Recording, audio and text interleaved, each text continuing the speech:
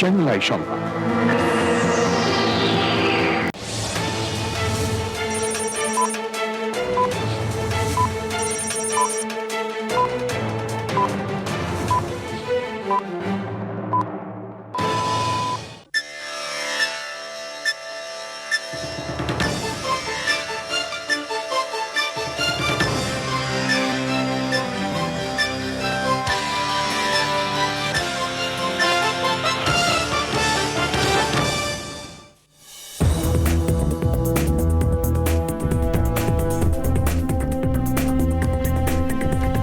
আসসালামু আলাইকুম প্রিয় দর্শক, আপনাদেরকে শুভেচ্ছা সমন্ত্রণ জানাচ্ছি চ্যানেলের সংবাদে। আর এখনকার সংবাদে আপনাদের সাথে আছি আমি খায়রুল বাশার। বিস্তারিত সংবাদের শুরুতেই জানিয়ে দিচ্ছি ফ্রেশ আটা ময়দা সুজি সংবাদ শিরোনামগুলো। যারা দেশের উন্নয়ন অগ্রগতি থামিয়ে দিতে চায় তাদের ব্যাপারে সতর্ক থাকতে প্রধানমন্ত্রীর আহ্বান। জনগণের টাকা জনকল্যাণে ব্যয়ের ঘোষণা। চট্টগ্রামে শিশু আয়াত হত্যা মামলায় আবির আলীর মৃত্যুদণ্ডাদেশ, 1 লাখ টাকা জরিমানা, অনাদায়ে 1 বছর সশ্রম কারাদণ্ডের রায়। কুড়িগ্রামে ভারত থেকে পুশিং চেষ্টার পর 3 দিন ধরে শূন্যরেখায় নারী শিশুসহ 9 জন, খোলা আকাশের নিচে মানবেতর জীবন। মেসির রেকর্ড হ্যাট্রিকে আলজেরিয়াকে হারিয়ে ডিফেন্ডিং চ্যাম্পিয়ন আর্জেন্টিনা বিশ্বকাপ মিশন শুরু।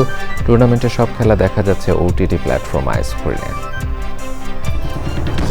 এবং ময়মনসিংহের ভালুকায় আঙুর চাষে তরুণ শিক্ষার্থীর সাফল্য, সামাজিক যোগাযোগ মাধ্যমে চাষের কৌশল দেখে উদ্বুদ্ধ।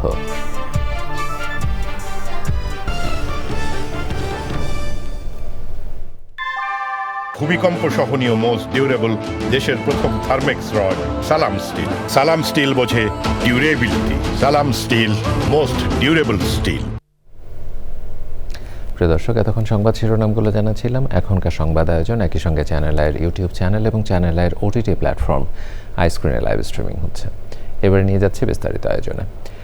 যারা দেশের উন্নয়ন অগ্রগতি থামিয়ে দিতে চায়, জনগণের ভালো চায় না, তাদের ব্যাপারে সবাইকে সতর্ক থাকার আহ্বান জানিয়ে প্রধানমন্ত্রী তারেক রহমান বলেছেন, বিএনপি জনগণের দল। বিএনপি সবচেয়ে বড় শক্তি দেশের জনগণ। মৌলভীবাজারে ফ্যামিলি কার্ড বিতরণ কর্মসূচি উদ্বোধন করে প্রধানমন্ত্রী বলেন, যারা বাজেটের সমালোচনা করে তারা দেশের ভালো চায় না। টাকা পাচারকারীদের বিরুদ্ধে হুঁশিয়ারি উচ্চারণ করে তারেক রহমান বলেন, জনগণের টাকা জনগণের কল্যাণে ব্যয় করা হবে। মৌলভীবাজার থেকে MS সালামকে সঙ্গে নিয়ে সোহেল রানার ক্যামেরায় আক্তার হোসেনের রিপোর্ট।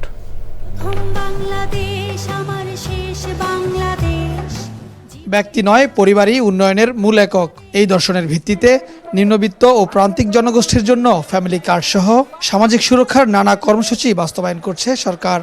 কর্মসূচির তৃতীয় ধাপে বৃষ্টির বাধা উপেক্ষা করেই মৌলভীবাজারের শ্রীমঙ্গলে ভিক্টোরিয়া উচ্চ বিদ্যালয় মাঠে উপস্থিত হন প্রধানমন্ত্রী তারেক রহমান।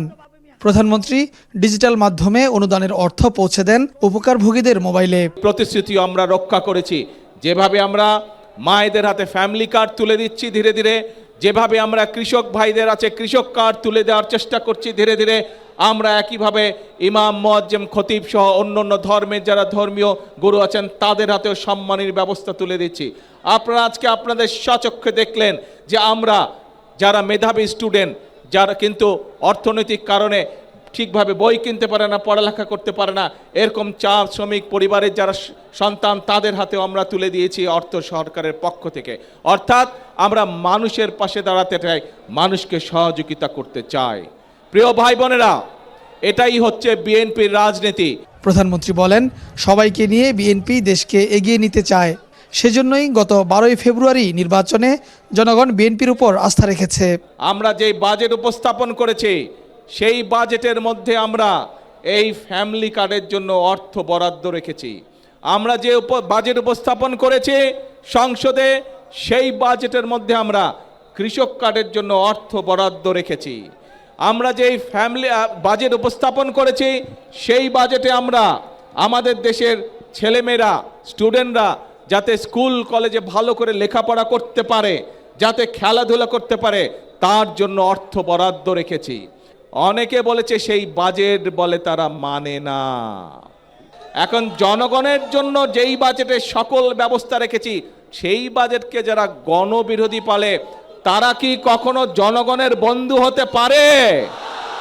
বিকেলে মৌলভীবাজার সরকারি উচ্চ বিদ্যালয় মাঠে একই কর্মসূচিতে অংশ নেন প্রধানমন্ত্রী।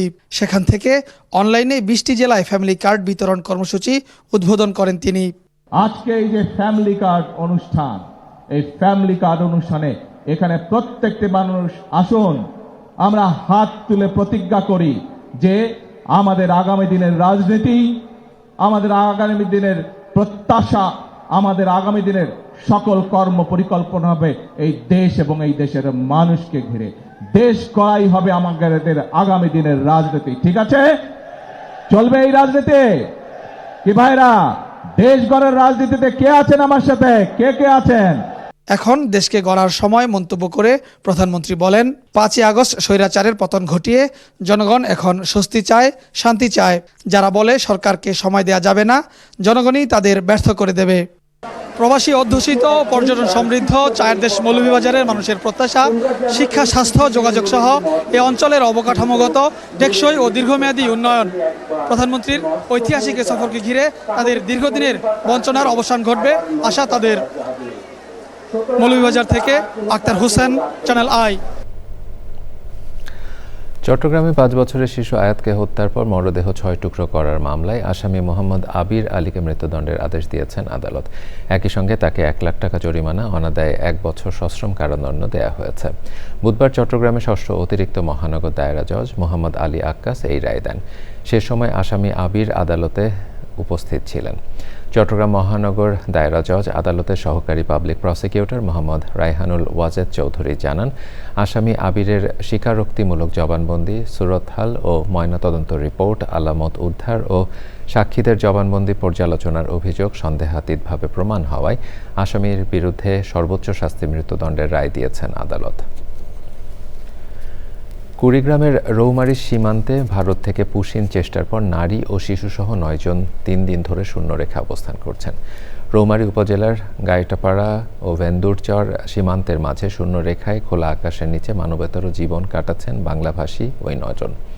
বিএসএফ তাদের বাংলাদেশে ঠেলে দেওয়ার চেষ্টা করলে বিজিবির বাধায় তারা শূন্যরেখায় কাছাকাছি অবস্থান নেন। উদ্ভূত পরিস্থিতিতে কোম্পানি কমান্ডার পর্যায়ে পতাকা বৈঠক হলেও বিএসএফ তাদের ফেরত নিতে অস্বীকৃতি জানায়। জামালপুর 35 বিজিবির অধিনায়ক লেফটেন্যান্ট কর্নেল হাসানুর রহমান জানান, বিষয়টি শান্তিপূর্ণ সমাধানে বিজিবির পক্ষ থেকে আবারও পতাকা বৈঠকের আহ্বান জানানো হয়েছে। তবে এখন পর্যন্ত বিএসএফের পক্ষ থেকে সাড়া পাওয়া যায়নি। সরকার চাইলেই বিদ্যুৎ খাতে ক্যাপাসিটি চার্জ বাবদ খরচ কমিয়ে আনতে পারে বলে মন্তব্য করেছে Centre for Policy Dialogue CPD. প্রস্তাবিত বাজেটে বিদ্যুৎ ও জ্বালানি খাতের বাজেট বিশ্লেষণ করে গবেষণা সংস্থাটি বলছে, যেসব কোম্পানির চুক্তির মেয়াদ শেষের দিকে সেগুলো নবায়ন না করা এবং উৎপাদনে নেই এমন বিদ্যুৎ কেন্দ্র বন্ধ করে দেওয়ার মাধ্যমে ব্যয়ের বোঝা কমানো সম্ভব। সিপিডি কার্যালয়ে মূল প্রবন্ধ তুলে ধরেন জ্যেষ্ঠ গবেষক হেলেন মাসিয়াত বিরতি। মোট বরাদ্দ বিশ্লেষণ করে সংস্থাটি বলছে, বরাদ্দের 98% ব্যয় হবে জীবাশ্ম জ্বালানি ভিত্তিক প্রকল্পে, নবায়নযোগ্য বিদ্যুৎ উৎপাদন মাত্র 2%।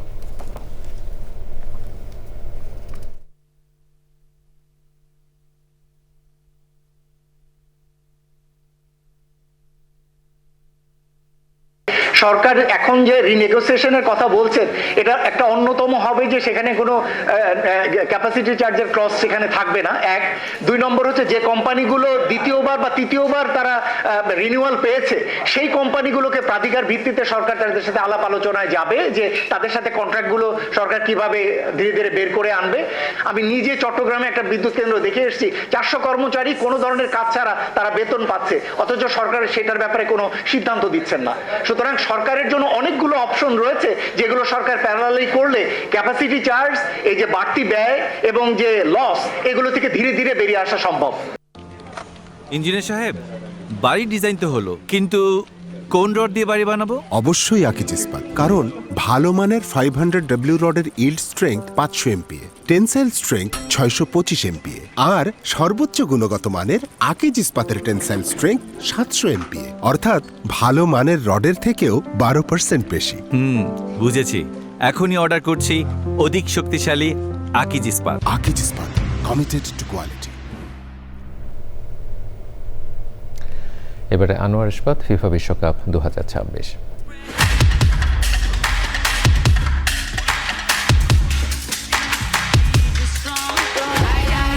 Ego, বিশ্বকাপে শিরোপা ধরে রাখার মিশনে প্রথম ধাপে এসেছে আর্জেন্টিনা দারুণ এক জয়। আলজেরিয়া বিপক্ষে মেসির দলের জয়ের প্রতিধ্বনি বাংলাদেশেও। ঢাকা বিশ্ববিদ্যালয়ের টিএসসিতে খেলা দেখতে জড়ো হওয়া আর্জেন্টিনা সমর্থকরা মাতেন উল্লাসে। মির্জা ইমতিয়াজের রিপোর্ট। আজকে আমার অফিস আছে, তারপর বসকে বলে আমি কিছুটা সময়ের জন্য ছুটি নিয়েছি, শুধুমাত্র আর্জেন্টিনাকে সাপোর্ট করব এবং খেলাটা পুরো দমে সবার সঙ্গে উপভোগ করব। এক বন্ধু করে আর্জেন্টিনা আর এক বন্ধু করে ব্রাজিল। এখন তো দুই বন্ধুর সাথে তো আমার ঝগড়া হইব যাতে আমি এক দল সাপোর্ট দিই। তাই চিন্তা করলাম আমি দোনো বন্ধুর এক বন্ধুকে হারাতে চাই না, তাই আমি এই পদক্ষেপটা নিলাম। মেসি ভাইটা সবার উপর করবে এবার জয়। বিশ্বকাপ মঞ্চে আর্জেন্টিনার মিশন ঘিরে বদলে যায় ঢাকা বিশ্ববিদ্যালয়ের টিএসসির রং। হাজার মাইল দূরে যুক্তরাষ্ট্রের স্টেডিয়াম আর ঢাকা বিশ্ববিদ্যালয়ের টিএসসি, দুই প্রান্তকে এক সুতোয় বেঁধে রাখে নীল সাদা ভালোবাসা। প্রিয় দলের বিশ্বকাপ মিশন শুরুর ম্যাচ উপভোগে ভোর থেকেই জড়ো হন সমর্থকরা। তো খেলা দেখার জন্য সারা রাত ঘুমায় নাই, মানে খাস করার পরেও ক্লান্ত লাগতেছে না। আর্জেন্টিনার প্রতি যে এক্সপেকটেশন ছিল সেই অনুযায়ী ওরা ফ্যানদেরকে দেখিয়ে দিয়েছে যে না, ওরা পারে। আর্জেন্টিনা এবার কনফার্ম ফাইনাল খেলবে এবং চ্যাম্পিয়ন হবে। আর্জেন্টিনার প্রথম গোলের পরই টিএসসিতে শুরু হয় উল্লাস, আর শেষ বাঁশি বাজার সঙ্গে সঙ্গে জয় উদযাপন।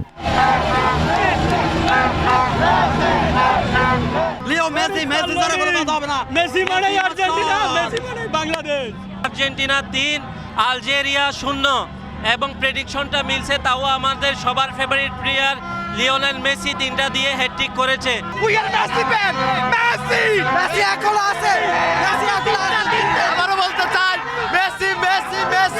সমর্থকদের বিশ্বাস আর্জেন্টিনার যাত্রার শেষটাও হবে হাসি মুখে, আরও এক বিশ্বকাপ ট্রফি নিয়ে।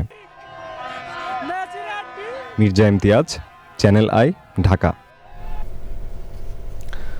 লিওনেল মেসি হ্যাট্রিকে বিশ্বকাপ জয়ের আশা অনেক গুণ বেড়েছে সমর্থকদের। প্রথম ম্যাচের শুরুতে নিউ ইয়র্কে ওয়াচ পার্টি দর্শকদের উৎকণ্ঠা থাকলেও মেসির পারফরমেন্সে উপভোগ্য করে তোলে বিশ্বকাপে চ্যাম্পিয়নদের প্রথম ম্যাচ। নিউ ইয়র্ক থেকে রাশেদ আহমেদকে সঙ্গে নিয়ে সৌমিক আহমেদের রিপোর্ট। কুইন্সের লুইস আর্মস্ট্রং স্টেডিয়াম যেন নিউ ইয়র্কের জাতি বৈচিত্র্যের উদাহরণ হয়ে উঠল আর্জেন্টিনা আলজেরিয়া ম্যাচ ঘিরে। আর্জেন্টিনা আর মেসি মেসি চিৎকার করছে নানা বর্ণ আর জাতীয়তার মানুষ। বিশ্ব চ্যাম্পিয়নদের ম্যাচ দেখতে এমন আবহ নিউ ইয়র্কের বিগ স্ক্রিনে খেলা দেখার ওয়াচ পার্টিগুলোতে।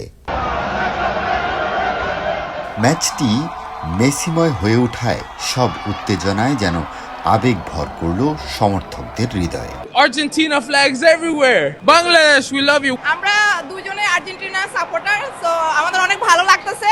কিন্তু টিভিতে বসে খেলা না দেখে সরাসরি আসছি মাঠে বসে খেলা দেখার জন্য। আমরা আজকে আর্জেন্টিনার সাপোর্ট করতে আসছি। বাংলাদেশিরা এখন আর্জেন্টাইনদের আপনজন, একসঙ্গে খেলা দেখা তাই আরো উপভোগ্য। এখানে অ্যাকচুয়ালি পুরো নিউ ইয়র্ক আসছে, বলতে গেলে নিউ জার্সিতে অনেকে আসছে। এখানে এসে মেসির গোল দেখতে পারছি, খুবই ভালো লাগছে। পার্টনার বসে যদি খেলা দেখতাম, এই গভর্নমেন্টের পেতাম না, সেখানে আসতেছে সবার সাথে বসে একসাথে খেলা দেখতেছি, ভালো লাগছে। আরও একবার মেসির হাতে বিশ্বকাপ ট্রফি দেখতে চান ওয়াচ পার্টিতে আসা সমর্থকরা। সৌদি আরবের কাছে হেরে বিশ্ব চ্যাম্পিয়নদের গত বিশ্বকাপ মিশন শুরু হয়েছিল, সেজন্য এবার আশঙ্কায় ছিল দর্শকরা। তবে মেসি জাদুতে সেই আশঙ্কা দূর হয়েছে। পুরো 90 মিনিট অনেকটা রিল্যাক্সেই খেলা দেখেছে সমর্থকরা। কুইন্সের একটি ওয়াচ পার্টি থেকে সৌমিক আহমেদ, চ্যানেল আই। মার্কিন প্রেসিডেন্ট ডোনাল্ড ট্রাম্পের জন্মদিন ঘিরে তাকে জার্মানি ফুটবল দলের জার্সি উপহার দিয়েছেন দেশটির চ্যান্সেলর ফ্রেডরিক মার্চ। ফ্রান্সে G7 সম্মেলনের ফাঁকে জার্মান চ্যান্সেলরের দেয়া জার্সির পেছনে লেখা ছিল ট্রাম্প 47, যা 47তম মার্কিন প্রেসিডেন্ট হিসেবে তার দায়িত্ব গ্রহণকে নির্দেশ করে। ইরান ইস্যুতে যুক্তরাষ্ট্র ও তার ইউরোপীয় মিত্রদের মাঝে মতপার্থক্যের প্রেক্ষাপটে জার্মান চ্যান্সেলরের এই উপহারকে দুদেশের সম্পর্কে বন্ধুত্বপূর্ণ বার্তা হিসেবে দেখছেন আন্তর্জাতিক সম্পর্ক বিশেষজ্ঞরা।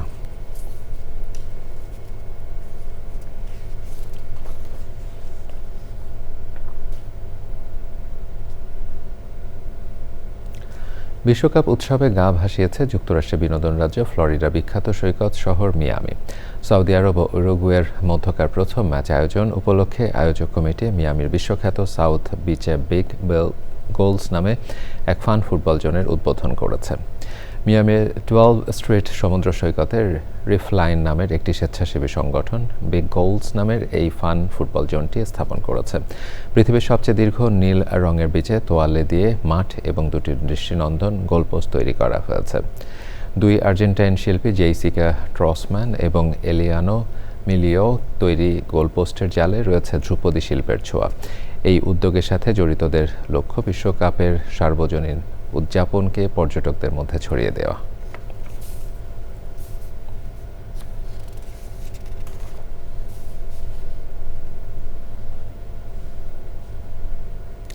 এবারে মনি বিস্কুট চ্যানেল আই বিশ্বকাপ।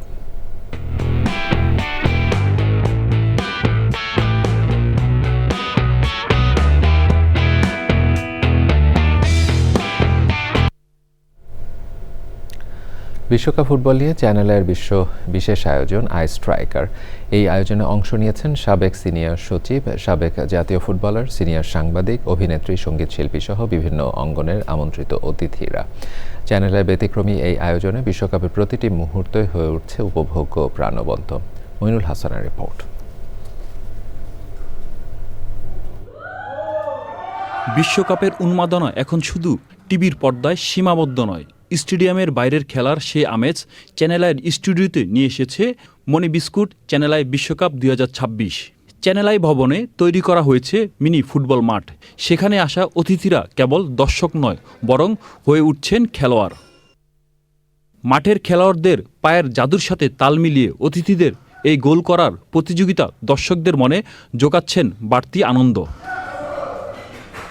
সাবেক ফুটবল তারকা থেকে শুরু করে জনপ্রিয় সঙ্গীত শিল্পী, সাংবাদিক, অভিনেত্রী, মডেল, ইনফ্লুয়েন্সার ও সাবেক সিনিয়র সচিব, নির্বাহী প্রযোজক সহ অনেকেই অংশ নেন এই আয়োজনে। তো আমি এখানে গোল করতে না পারার খুশিটা হচ্ছে আমরা সকালে এত গোল করে ফেলেছি, এখন হয়তো বা পারছি না। ফুটবল আমি কখনো ধরা হয়নি, এই প্রথম আমার ছোঁয়া হলো, ভালো লাগছে। যেহেতু আর্জেন্টিনা সাপোর্টও করি, তবে আর্জেন্টিনা আজকে জিতেছে, সেই সৌজন্যে আমার মনে হচ্ছে আমিও জিতে গিয়েছি। আমার এক্সাইটমেন্ট খুব বেশি ফিফা নিয়ে, তো আজকেও চেষ্টা করেছিলাম, খুব একটা লাভজনক জায়গায় আমি নেই।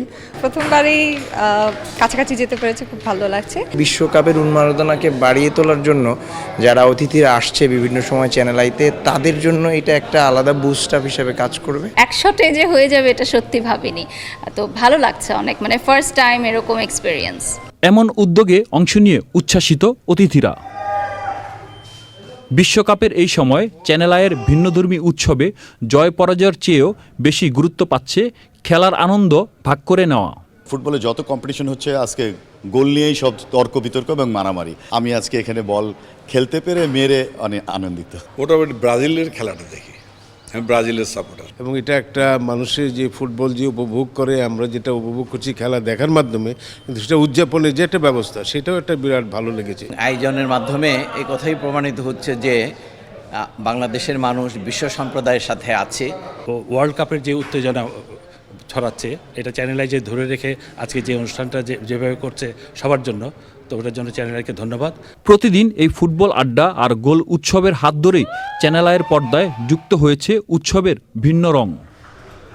Monirul Hasan, channel I, Dhaka. এবারে অন্যান্য সংবাদ। সারা দেশে এবার আঙুর চাষে সফলতার ধারা অব্যাহত রয়েছে। সেই ধারাবাহিকতায় ময়মনসিংহের ভালুকায় আঙুর চাষে সাফল্য পেয়েছেন এক তরুণ শিক্ষার্থী। সামাজিক যোগাযোগ মাধ্যমে আঙুর চাষের কৌশল দেখে উদ্বুদ্ধ হয়ে তিনি গড়ে তোলেন আঙুর বাগান। ময়মনসিংহ থেকে শেখ মহিউদ্দিনের পাঠানো তথ্য ও ভিডিও নিয়ে রিপোর্ট করছেন জহির মুন্না। ভালুকার মকসেদুল ইসলামের এই আঙুর বাগানের শুরু মাত্র 2টি গাছ দিয়ে।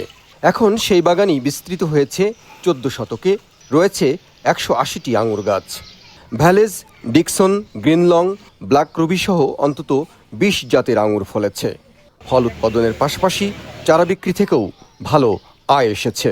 যেহেতু আঙুরটা পচনশীল, এটা বৃষ্টিতে পচে যায়, যদি সরকারিভাবে আমাদেরকে কোনো প্রকার হেল্প করা হয়, যদি কিছুটা আমাদেরকে একটু সহযোগিতা করে, তাহলে ইনশাআল্লাহ বাহিরে যেরকম ভাবে সুন্দর সুন্দর বাগান গড়ে তুলছে তারা পলিনেট হাউসের ভিতরে, থোকায় থোকায় ঝুলে থাকা রসালো এই আঙুর দেখতে ভিড় করছেন দর্শনার্থীরা।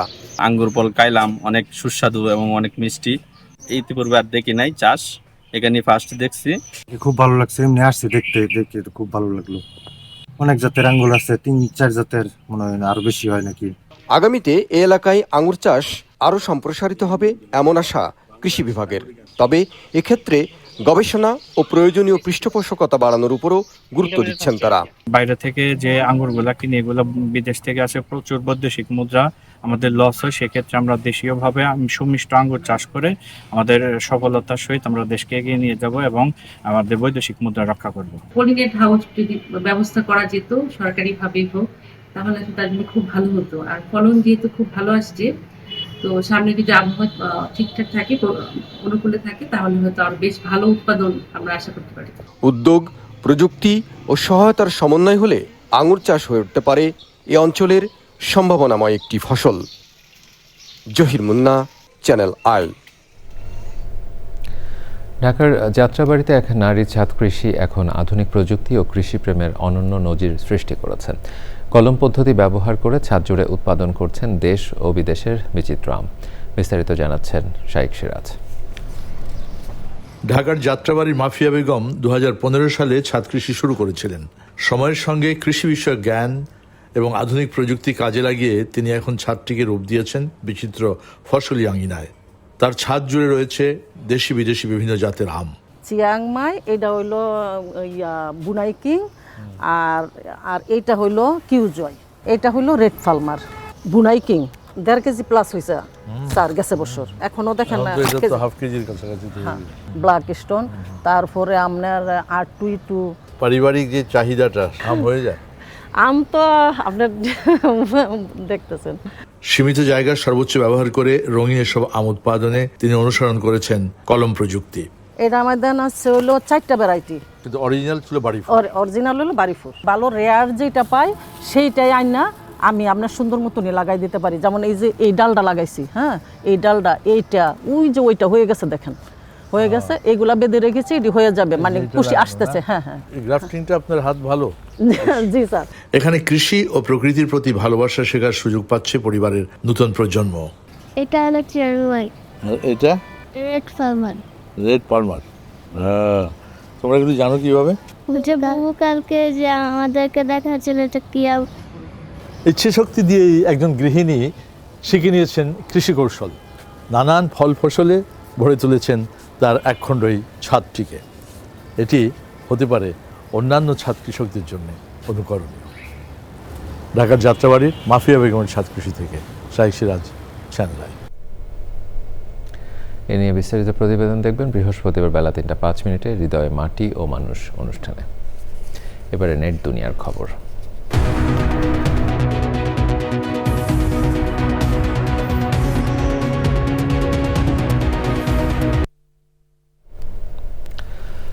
চলুন একটু ঘুরে আসি নেট দুনিয়ায়, দেখে আসি সামাজিক মাধ্যমে ভাইরাল কন্টেন্ট কোনটি।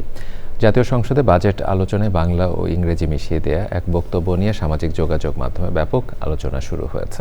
সংরক্ষিত নারী আসনের সংসদ সদস্য জেবা আমিন খানের ওই বক্তব্য নিয়ে নেটিজেনরা বিভিন্ন ধরনের কথা বলছেন। এক পর্যায়ে স্পিকার বলেন, আপনার বাড়তি সময় শেষ হয়েছে, আগামী বছরের জন্য প্র্যাকটিস করতে থাকেন। রংপুর 6 সংসদ সদস্যের কিছু উত্তর দিতে চাচ্ছি। উনি 2 দিন আগে কিছু কথা বলেছেন। 1600 স্কোয়ার মাইল অফ কাঁচা রাস্তা। দ্য রাস্তাস are very very bad situation. Thank you. আমি ফার্স্ট আপনার বাড়তি সময় শেষ হয়েছে, আগামী বছরের জন্য প্র্যাকটিস করতে থাকেন। প্রিয় দর্শক, সংবাদের পর্যায়ে নিচ্ছে একটি বিরতি। বিরতির পরে দেখবেন, শুক্রবারের মধ্যে হরমুজ প্রণালী খুলে দিয়ে টোলমুক্ত করার কথা জানালেন ট্রাম্প। সমঝোতা স্মারক প্রকাশ না হওয়ায় সংশয়।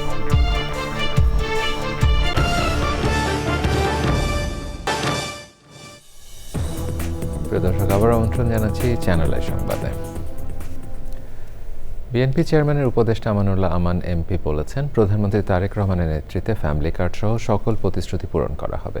কেরানীগঞ্জে উপজেলা পরিষদ মাঠে ফ্যামিলি কার্ড বিতরণ অনুষ্ঠানে প্রধান অতিথি হিসেবে বক্তব্য রাখেন আমানুল্লাহ আমান। তিনি বলেন, সরকার গঠনে মাত্র কয়েক মাসেই সব প্রতিশ্রুতি পূরণে কাজ শুরু হয়েছে। দেশের কল্যাণে প্রধানমন্ত্রী বিভিন্ন কর্মসূচি আরও দৃঢ় নেতৃত্ব মানুষের মাঝে আস্থা তৈরি করেছে। তারেক রহমানের নেতৃত্বে দেশ এগিয়ে যাবে বলেও মন্তব্য করেন আমানুল্লাহ আমান।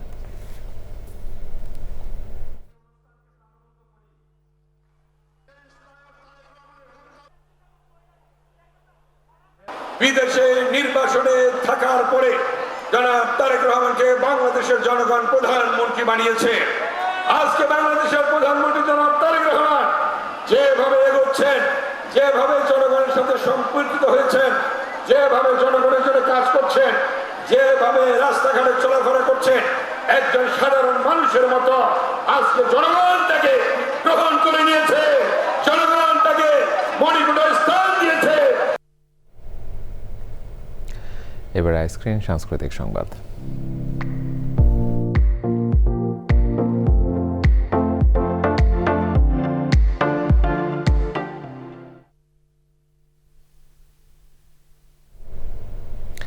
শুরু হয়েছে রবীন্দ্র সৃজনকলা বিশ্ববিদ্যালয় নাট্যকলা বিভাগের নাট্য উৎসব 2026।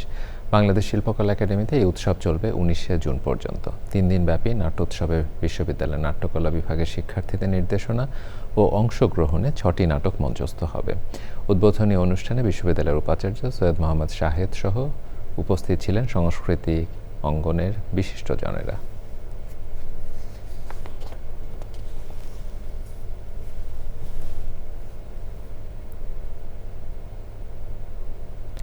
এবারে নিটল টাটা আন্তর্জাতিক সংবাদ।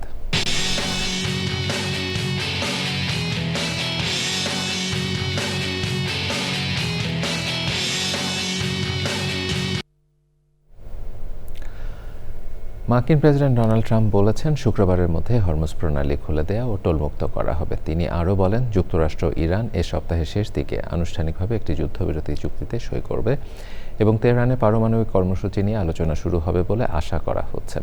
ফ্রান্সের এইভিয়ান লেবেতে G7 শীর্ষ সম্মেলনের ফাঁকে সংযুক্ত আরব আমিরাতের প্রেসিডেন্ট শেখ মোহাম্মদ বিন জায়েদ আল নাহিয়ানের সঙ্গে দ্বিপাক্ষিক বৈঠকের পর ট্রাম্প সাংবাদিকদের জানান, ইরানের বিষয়ে ভালো কিছু ঘটছে, হরমুজের জাহাজগুলো ভালোভাবে চলতে শুরু করেছে, তেলের দাম দ্রুত কমছে। ফ্রান্সের শীর্ষ সম্মেলনে পৌঁছানোর আগে ইরানের বিরুদ্ধে 3.5 মাস ধরে চলা যুদ্ধ অবসানের চুক্তির ঘোষণা দেন তিনি। তবে তেহরানের সাথে সমঝোতা স্মারকটি প্রকাশ না হওয়ায় সংশয় রয়ে গেছে। ট্রাম্প বলছেন শুক্রবার সুইজারল্যান্ডে চুক্তিটি সই হওয়ার পর তিনি সমঝোতা স্মারকটি প্রকাশ করবেন। এবারে কৃষি সংবাদ।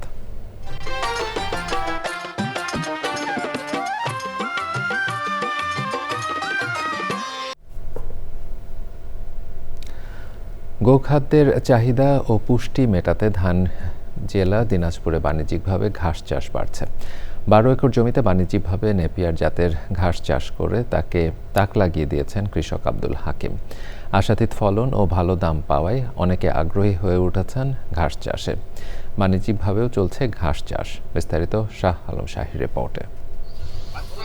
ব্যয় সাশ্রয়ী পদ্ধতিতে গোখাদ্যের মান উন্নয়নে দিনাজপুর সদর উপজেলার মাঝারাঙ্গায় 12 একর জমিতে নেপিয়ার ঘাস চাষ করে সফল হয়েছেন কৃষক আব্দুল হাকিম। বাণিজ্যিকভাবে নেপিয়ার জাতের ঘাস চাষ করছেন তিনি। ধান লাগাইছে না, এখন ধানও লস আছে, এখন ঘাস লাগাচ্ছি, ঘাসের লাভ আছে। শুধু আব্দুল হাকিম নয়, অনেকে এখন সমিতির মাধ্যমে বাণিজ্যিকভাবে ঘাস চাষ করছেন।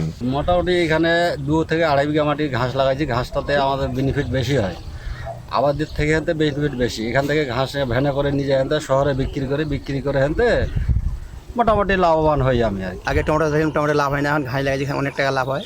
এই ঘাস সবসময় ভ্যানে শহরে বেশি। ঘাস চাষে কৃষি বিভাগের পাশাপাশি কৃষকদের পরামর্শ ও সহায়তা দিচ্ছে মহিলা বহুমুখী শিক্ষা কেন্দ্র MBSকে। এগুলো যদি অন্যান্য চাষাবাদ করে খুব একটা তারা লাভবান হতে পারতো না। এখন আমাদের PKSF-এর আর্থিক সহযোগিতা MBSকে তত্ত্বাবধানে সেই সব সদস্যদেরকে দিয়ে আমরা সেই সকল জমিতেই আমরা এখন ঘাস চাষ করাচ্ছি এবং সেই ঘাস চাষ করে তারা এখন মোটামুটি আগের ফসলের তুলনায় তারা 2 গুণ থেকে 3 গুণ লাভবান হচ্ছে। এতে আমাদের কৃষকরা খুব খুশি। গোখাদ্যের চাহিদা মেটাতে উত্তরের শস্য ভাণ্ডার দিনাজপুরে বাণিজ্যিকভাবে ঘাস চাষ করে ঘুরেছে অনেক কৃষকের ভাগ্যের চাকা। অন্যান্য ফসলের পাশাপাশি এই অঞ্চলের কৃষকরা এখন এই নেপিয়ার ঘাস আবাদ করছেন, আর এই ঘাস আবাদ করে তারা ভালো লাভবান হচ্ছেন। এই অবস্থা অব্যাহত থাকলে আগামীতে এই অঞ্চলে এই ঘাস চাষের পরিধি আরও বৃদ্ধি পাবে, এমনটা মনে করছেন সংশ্লিষ্টরা। দিনাজপুর থেকে শাহ আলম শাহী, চ্যানেল আই। এবারে প্রকৃতি সংবাদ।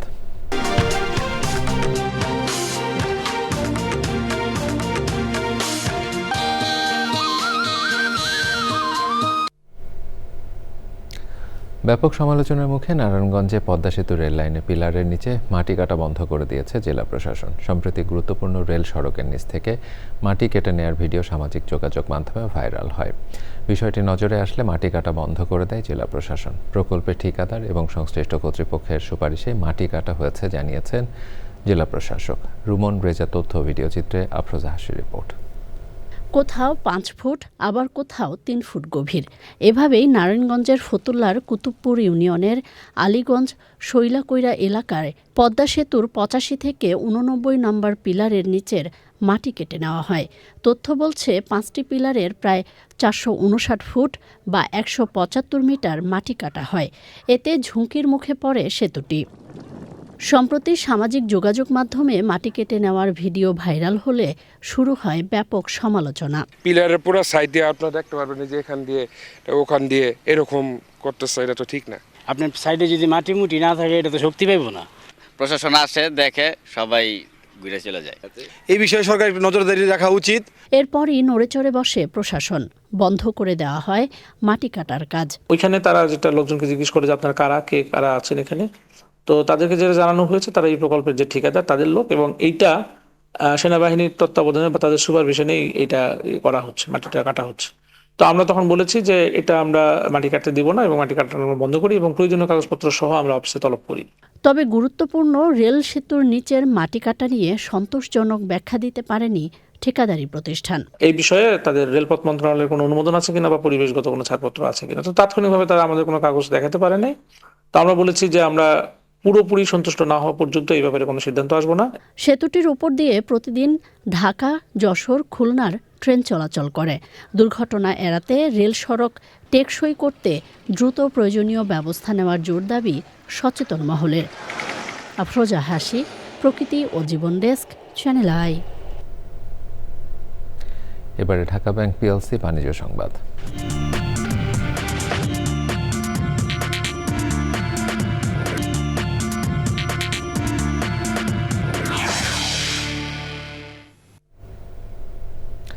প্রস্তাবিত জাতীয় বাজেটে ভ্যাট শুল্ক ও কর বৃদ্ধির কারণে দেশের স্টিল শিল্প বড় ধরনের ব্যয় চাপের মুখে পড়বে বলে আশঙ্কা করছে Bangladesh still manufacturers association BSMA। তাদের মতে বিদ্যুতের মূল্য বৃদ্ধি ও নতুন কর শুল্ক কাঠামো সম্মিলিত প্রভাবে প্রতি টন স্টিল উৎপাদনে প্রত্যক্ষ ও পরোক্ষ খরচ মিলিয়ে অতিরিক্ত 11 থেকে 12 হাজার টাকা পর্যন্ত ব্যয় বেড়ে যেতে পারে।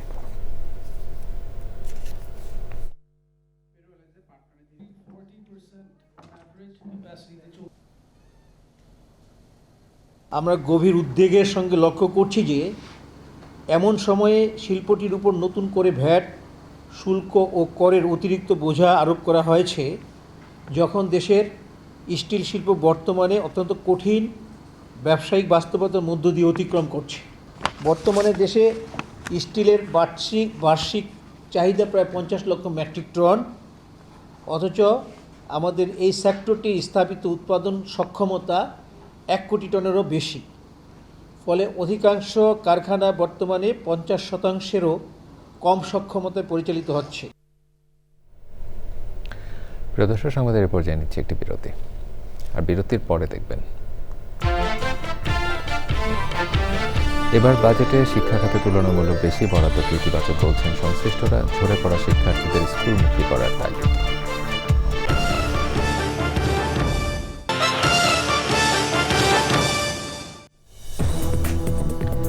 দর্শক, আবার আমন্ত্রণ জানাচ্ছি চ্যানেলের সংবাদে। গেল কয়েক বছরের চেয়ে বাজেটে এবার শিক্ষা খাতে বেশি বরাদ্দ হওয়া ইতিবাচক হলেও এই অর্থ দিয়ে গুণগত মান নিশ্চিত করা কঠিন। বাজেট পরবর্তী এক সংবাদ সম্মেলনে এমন মন্তব্য করেছেন বক্তারা। তারা বলেছেন এই বাজেটে জাতীয় শিক্ষা দর্শন নেই, ঝরে পড়া শিক্ষার্থীদের স্কুলমুখী করার উদ্যোগ নেই। মোস্তফা মল্লিকের রিপোর্ট। জাতীয় প্রেস ক্লাবে বেসরকারি শিক্ষা পরিবারের পক্ষ থেকে কেমন হলো শিক্ষা বাজেট, বাস্তবতা ও জনপ্রত্যাশা শিরোনামে সংবাদ সম্মেলনের শুরুতেই শিক্ষা বাজেটে বরাদ্দ বৃদ্ধি করায় সরকারকে ধন্যবাদ জানানো হয়। তবে বক্তারা বলেন এই বরাদ্দ জিডিপির তুলনায় অপর্যাপ্ত। আফগানিস্তানের ডেটা যেটা অ্যাভেলেবল আমরা পাই নাই, বোথ পার্সেন্টেজ এবং জিডিপি শেয়ারে বাংলাদেশ অনেক পিছিয়ে আছে।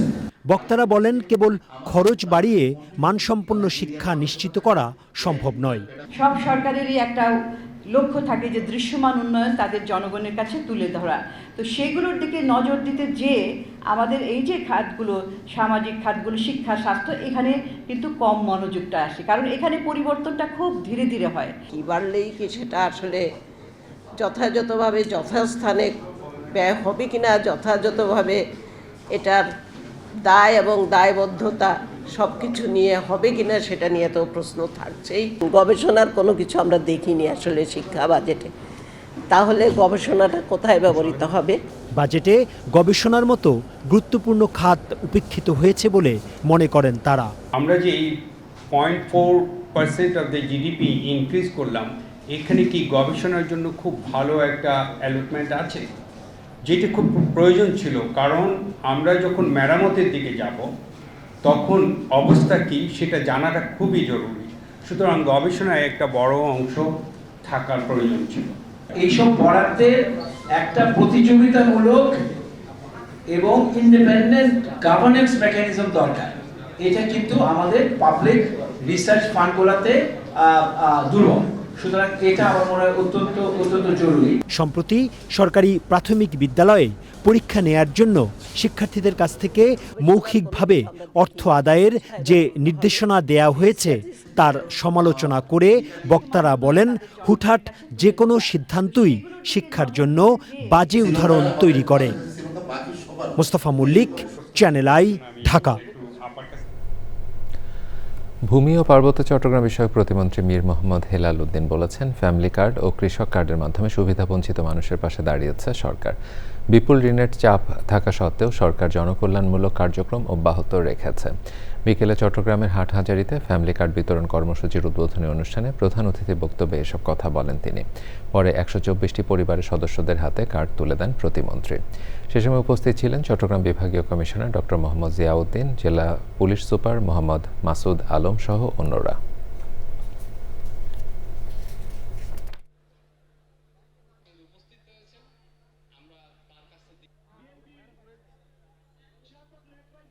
$30 লক্ষ কোটি টাকা লোনের বোঝা নিয়ে এই বাংলাদেশ জাতীয়তাবাদী দলের নেতৃত্বাধীন এই সরকার যাত্রা শুরু করেছে। জনাব তারেক রহমান এমপি মহোদয় এই ফ্যামিলি কার্ড, কৃষক কার্ড, ধর্মীয় প্রচারক অর্থাৎ ইমাম, মুয়াজ্জিন, পুরোহিত যারা আছে, ব্যাগগুলো সবার জন্য সোশ্যাল ওয়েলফেয়ারের যে প্রজেক্টগুলা, এগুলাতে হাজার হাজার কোটি টাকা বিনিয়োগ করছেন। কেন? কারণ উনি বিশ্বাস করেন শুধু দালান কোঠা, রাস্তাঘাট নির্মাণ করলে বাংলাদেশকে উন্নত করা যাবে না। বাংলাদেশিদের, সুবিধা বঞ্চিত মানুষের জীবনযাত্রার মান উন্নত করতে হবে। প্রিয় দর্শক, সংবাদের এই পর্যায়ে আবারও নিচ্ছি একটি বিরতি।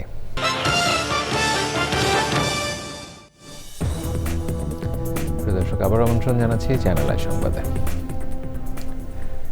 দেশের আবাসন শিল্প ও অবকাঠামো খাতে টেকসই উন্নয়ন নিশ্চিত করতে লিফট ও এসকেলেটরকে পুনরায় মূলধনী যন্ত্রপাতি হিসেবে ঘোষণার দাবি জানিয়েছেন Bangladesh elevator, escalator and lift importers association, Belia.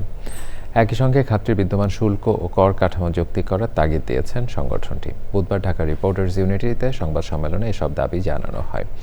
সংবাদ সম্মেলনে ছিলেন বেলিয়ার সভাপতি মোহাম্মদ শফিউল আলম উজ্জ্বল, সাধারণ সম্পাদক ইয়াদুল হক, উপদেষ্টা এমদাদুর রহমান ও অন্যরা। এবারে খেলার খবর। তার পাশাপাশি আলোচনায় রয়েছে তারকাদের বিপুল আয়ও। ক্লাব ফুটবল, বিজ্ঞাপন, স্পন্সরশিপ আর ব্যক্তিগত ব্র্যান্ড ভ্যালু সব মিলিয়ে ফুটবলাররা এখন বিশ্বের সবচেয়ে ধনী ক্রীড়াবিদদের কাতারে। ফোর্বস ম্যাগাজিনে প্রকাশিত তালিকায় উঠে এসেছে বিশ্বকাপে অংশ নেয় সর্বোচ্চ আয়করী ফুটবলারদের নাম। রিয়াজ ইসলামের রিপোর্ট। সম্প্রতি ফোর্বস ম্যাগাজিন সবচেয়ে বেশি আয় করা 10 ফুটবলারের তালিকা প্রকাশ করেছে। শীর্ষে আছেন পর্তুগালের তারকা ক্রিস্টিয়ানো রোনালদো। মাঠের পারফরমেন্সের পাশাপাশি বাণিজ্যিক জনপ্রিয়তায়ও তিনি অনন্য। গত এক বছরে তার আয় প্রায় 30 কোটি মার্কিন ডলার, আর মোট সম্পদের পরিমাণ 120 কোটি ডলার। দ্বিতীয় স্থানে আর্জেন্টিনার বিশ্বকাপ জয়ী অধিনায়ক লিওনেল মেসি। ফুটবল ইতিহাসের অন্যতম সেরা এই খেলোয়াড় গত এক বছরে আয় করেছেন প্রায় 14 কোটি ডলার। মাঠের সাফল্যের পাশাপাশি বিভিন্ন বাণিজ্যিক চুক্তিও তার আয়ের বড় উৎস। তার মোট সম্পদের পরিমাণ প্রায় 110 কোটি মার্কিন ডলার। তৃতীয়তে ফ্রান্সের তারকা ফরওয়ার্ড কিলিয়ান এমবাপে। 2018 সালে ফ্রান্সকে বিশ্বকাপ জেতানো এই ফুটবলারের বছরে আয় প্রায় $9,50,00,000। 28 বছর পর বিশ্বকাপে অংশ নিয়েছে নরওয়ে, আর সেই দলের গোল মেশিন আর্লিং হল্যান্ড আছেন চতুর্থ স্থানে। ইউরোপীয় ফুটবলের অন্যতম আলোচিত এই স্ট্রাইকার গত 1 বছরে আয় করেছেন প্রায় $8 কোটি। পঞ্চম স্থানে ব্রাজিলিয়ান তারকা ভিনিসিয়াস জুনিয়র। রিয়াল মাদ্রিদের এই ফরওয়ার্ডের বার্ষিক আয় প্রায় $6 কোটি। বছরে $5,50,00,000 আয় করে ষষ্ঠতে মিশরের মোহাম্মদ সালাহ। লিভারপুলের হয়ে দীর্ঘদিনের ধারাবাহিক পারফরমেন্স তাকে বিশ্ব ফুটবলের অন্যতম বড় ব্র্যান্ডে পরিণত করেছে। সপ্তম স্থানে সেনেগালের তারকা সাদিও মানে। আফ্রিকান ফুটবলের অন্যতম সফল ফুটবলারের বছরে আয় প্রায় $5,40,00,000। তালিকায় জায়গা করে নিয়েছেন ইংল্যান্ডের মিডফিল্ড সেন্সেশন জুড বেলিংহামও। রিয়াল মাদ্রিদের এই তরুণ তারকার আয় বছরে $4,40,00,000। নতুন প্রজন্মের ফুটবল তারকাদের মধ্যে স্পেনের লামিন ইয়ামালও আছেন আলোচনায়। দুর্দান্ত প্রতিভার স্বীকৃতি হিসেবে বছরে আয় $4,30,00,000। তালিকায় আরও আছেন ইংল্যান্ডের অধিনায়ক হ্যারি কেন। গত 12 মাসে তার আয় প্রায় $4,10,00,000। রয়েছেন তালিকায় 10ম স্থানে। ফুটবল বোদ্ধারা বলছেন খেলোয়াড়দের আয়ের বড় অংশ বিজ্ঞাপন, স্পন্সরশিপ, সামাজিক যোগাযোগ মাধ্যম এবং ব্যক্তিগত ব্র্যান্ড ভ্যালু থেকে আসে। রিয়াজ ইসলাম, স্পোর্টস ডেস্ক, চ্যানেল আই। দর্শক, এর সাথে সংবাদের শেষ ভাগে আমরা যাবার আগে ফ্রেশ আটা ময়দা সুজি সংবাদ শিরোনাম আরও একবার। যারা দেশের উন্নয়ন অগ্রগতি থামিয়ে দিতে চায় তাদের ব্যাপারে সতর্ক থাকতে প্রধানমন্ত্রীর আহ্বান। জনগণের টাকা জনকল্যাণে ব্যয়ের ঘোষণা। চট্টগ্রামে শিশু আয়াত হত্যা মামলায় আবির আলীর মৃত্যুদণ্ডাদেশ, $1,00,000 জরিমানা, অনাদায় 1 বছর সশ্রম কারাদণ্ডের রায়। কুড়িগ্রামে ভারত থেকে পুশিন চেষ্টার পর 3 দিন ধরে শূন্য রেখায় নারী শিশু সহ 9 জন। খোলা আকাশের নিচে মানবেতর জীবনযাপন। মেসির রেকর্ড হ্যাট্রিকে আলজেরিয়াকে হারিয়ে ডিফেন্ডিং চ্যাম্পিয়ন আর্জেন্টিনা বিশ্বকাপ মিশন শুরু। টুর্নামেন্টের সব খেলা দেখা যাচ্ছে ওটিটি প্ল্যাটফর্ম আইস্ক্রিনে। এবং ময়মনসিংহের ভালুকায় আঙুর চাষে তরুণ শিক্ষার্থী সাফল্য। সামাজিক যোগাযোগ মাধ্যমে চাষের কৌশল দেখে উদ্বুদ্ধ।